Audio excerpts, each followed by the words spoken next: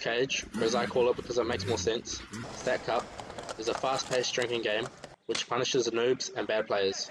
For Stack Cup, you need a bunch of party cups, 2 ping pong balls, and a playing surface that allows you to bounce the ping pong balls, and ideally, more than 3 players.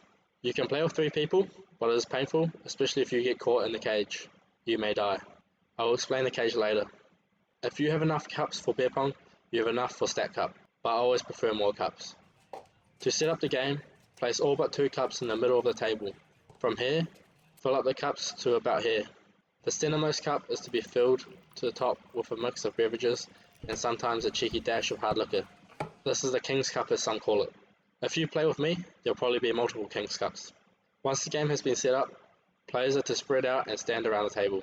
The 2 cups that were not used in the drink circle are to be placed at opposite ends of the table in front of 2 players. Now the way this game works is the players whose turn it is bounce the ping pong ball and try and land it in the cup. Players are allowed to hold the cup they are trying to get the ball in, but cannot move it to catch the ball. When the player gets the ball in the cup, they pass it to the player to their left. This is like a cat and mouse game where you are trying to catch up with the other cup.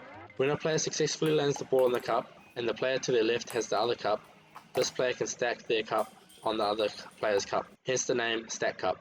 When this happens, the player who got stacked passes their stacked cup to the left with the ball in it. Note they do not pass the ball they were previously using. The stacked player then grabs a cup from the drink circle and must down it before continuing play, with the finished drink cup becoming the playing cup. The game does not wait for this player. The player who got handed the stacked cup continues to play. This is where the fun begins. If you successfully get the ball in the cup on the first try, you can move the cup anywhere on the table. Note you can only stack a player if they are to your direct left. This is how you can trap players in a cage. This occurs when a player is stacked and the player they handed the stacked cup to gets it in, first go, and then passes the cup to the player to the right of the stacked player. This player then stacks the previously stacked player.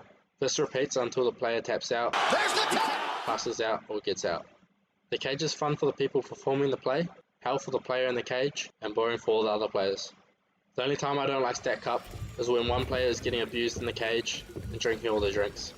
There's nothing worse than a Stack Cup game where you don't even drink.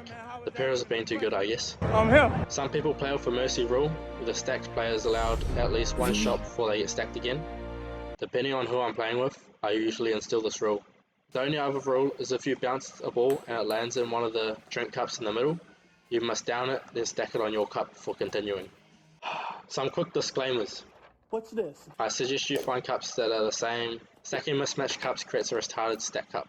It is also acceptable to remove some cups if the stack is ridiculously high, aka higher than the ball can bounce. Lastly, as people have different drinking preferences, it is probable that the drinks in the cups are not to your liking. If you cannot deal with this issue, just don't play. People who ruin the game because they don't want to drink what is in the cups are insufferable. Go sit down and think about your actions.